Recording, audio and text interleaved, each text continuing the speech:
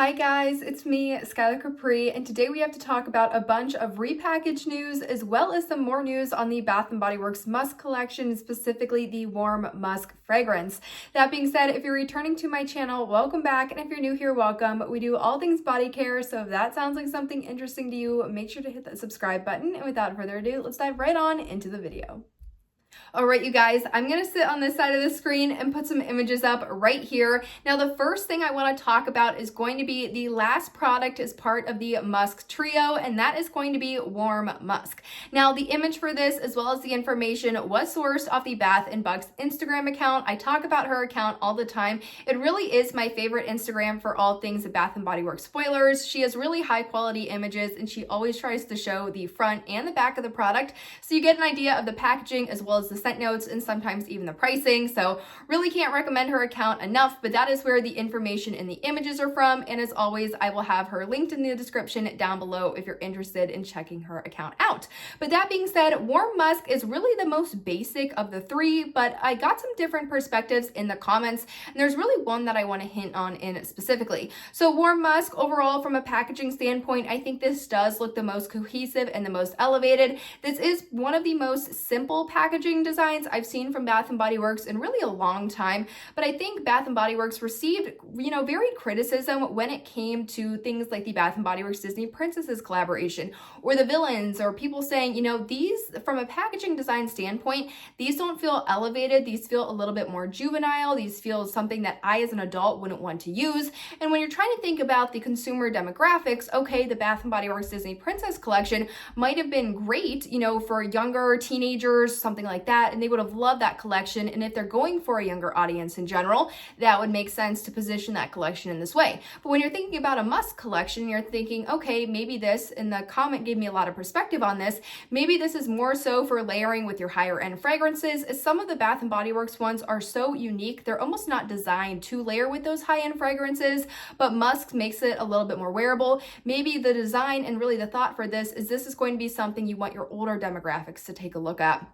If I can remember the name of the person that commented that, I'll put it on the screen right now, but I thought that was super great perspective when I was thinking about this collection in terms of, okay, it's maybe a boring collection. It kind of seems like it could be dupes, and the packaging is also very simple. The perspective that maybe this is truly trying to target that older audience that didn't like the Bath & Body Works Disney Princesses, that wants something a little bit more wearable. I could definitely see the strategy from that side of things. But moving into the fragrance notes, we have smooth vanilla, whipped musk, and cozy amber.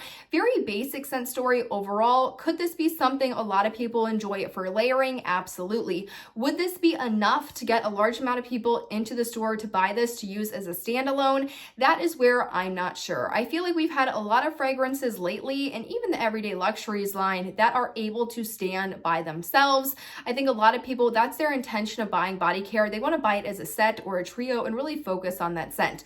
Is the number of people that are looking just to buy something to layer with something else really that much higher than people that are looking to buy it and use it as a standalone? I don't know. That's where you'd have to run some numbers, but I do think it's interesting to do such a basic fragrance here, especially when you have things like the Everyday Luxuries collections coming out that are truly going to be some iconic, unique fragrances. I'm not sure how this is going to stand and if it's going to be able to stand on its own from a sales perspective when you have a lot more interesting things on the floor. And I feel like consumers overall, especially the ones that are commenting on my videos, you guys are saying, hey, I want something unique, or I want this particular bring back because we haven't had anything that smells like this across the market. Is this something, vanilla, musk, and amber, that we're really lacking in really even our own collections or on the market? I'm going to say no, but I do think this could be an interesting one, again, from the perspective of the person that commented, as something maybe you can use to build up those higher end fragrances or to layer in the body cream and then use the higher end fragrance on top. So that really wraps up the entire Musk trio. Let me know your thoughts on this in the comments down below. For me personally, I do believe this is something I'm going to pass on. I really do like to use my fragrances as standalones, and really none of the three fragrances out of the warm musk, the fruity musk, or the fresh musk are super jumping out to me, especially not as much as some of the new Everyday Luxuries that we're starting to see pop up. So that wraps up the Musk trio. Now we're going to dive into some of the repackage information that we have. The first fragrance that we have confirmed that will be repackaged is going to be the old Everyday Luxuries fragrance Covered in Roses. Now I want to say Covered in Roses came out in either group 2 or group 3 of the Everyday Luxuries. In this one, if you're unfamiliar with this, it says savor the softness of lush florals and immerse yourself in the luxury of 1,000 rose petals at your fingertips with fragrance notes of ruby berries, sugared rosebuds, and blush amber. And what a lot of people think this is a dupe for is the Parfums de Marly Delina, which is a very expensive high-end fragrance. Now, I believe when this one did come out originally, I don't know if it got as much hype as some of the other ones, but it must have if Bath and Body Works is thinking of repackaging this almost as a signature line fragrance. Now, a lot of people are speculating about if this is going to be a true signature line fragrance, if this is going to be more of a, hey, it's coming for Valentine's Day, you know, this is just something that we're going to try out for a while. However, we are seeing it, according to Bath.and.Buxx, spotted in some home care, which I'll put her image up right now. I believe we're seeing it in the fragrance, not the fragrance, the fabric softener, or maybe the fragrance booster for laundry, as well as the candles. And then also on Lifeinsidethepage, she has provided some images of the body care, which I'll put right now. And Lifeinsidethepage, if you're unfamiliar, is a wonderful Bath and Body Works blog. Tess has anything from archives to sales to spoilers. Really can't recommend her blog enough. Very similar to Bath&Buxx, just so spot on with the spoilers and the level of detail. And as always, I will have a link to her blog in the description box down below for you to check out. But all of the Covered in Roses body care images were pulled off of her blog. Now, beyond just the scent notes and this being a dupe, I do think that the packaging for this and what they chose to repackage it into is a bit interesting. I like the play on the Covered in Roses, that it's a bunch of rose petals. I think it's unique, and overall I do think it looks nice from just a font and the general look. But the only thing that I have to say about this is that the rose petals low-key look like they're like dying or wilting. Like your rose is like kind of like drooped over at this point and the petals are just kind of falling off, rather than a nice bright, you know, reds and pinks and fun. It almost looks like the rose is dying a little bit. So not exactly sure how I feel about that part of the packaging, but overall I think the rose kind of look and vibe, especially when you have Valentine's Day on the horizon, is fun, and it's definitely fitting for the season.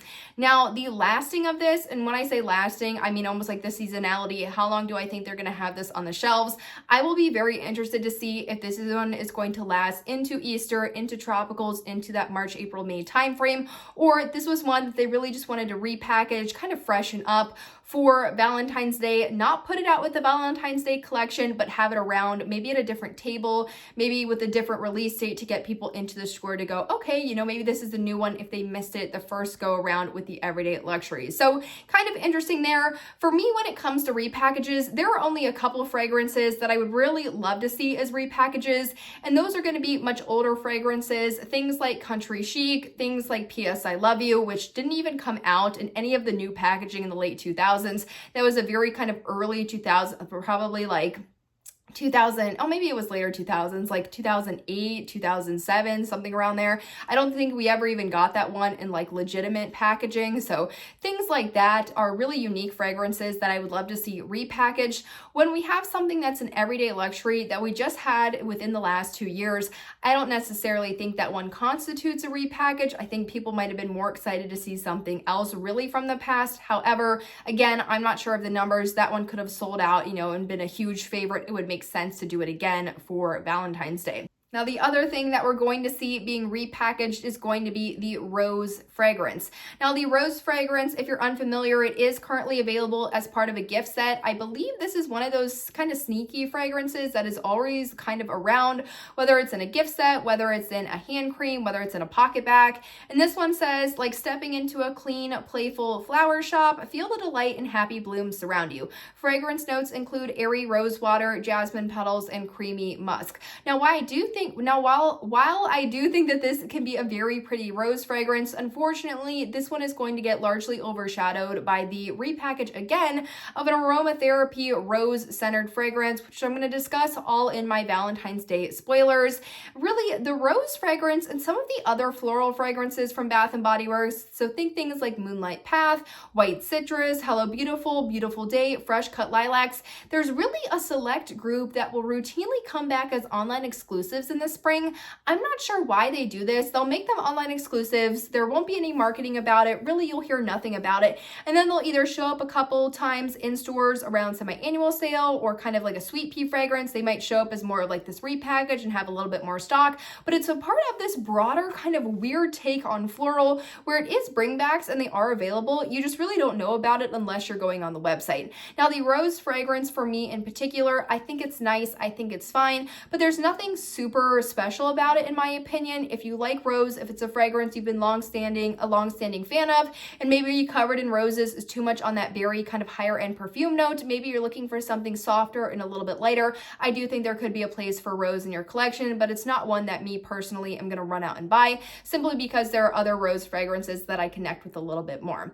But you guys, that really wraps up the last of the Musk trio as well as some repackaged news. The next video I'm going to be doing is going to be breaking down the Valentine's Day collection, what we know so far, and the spoilers.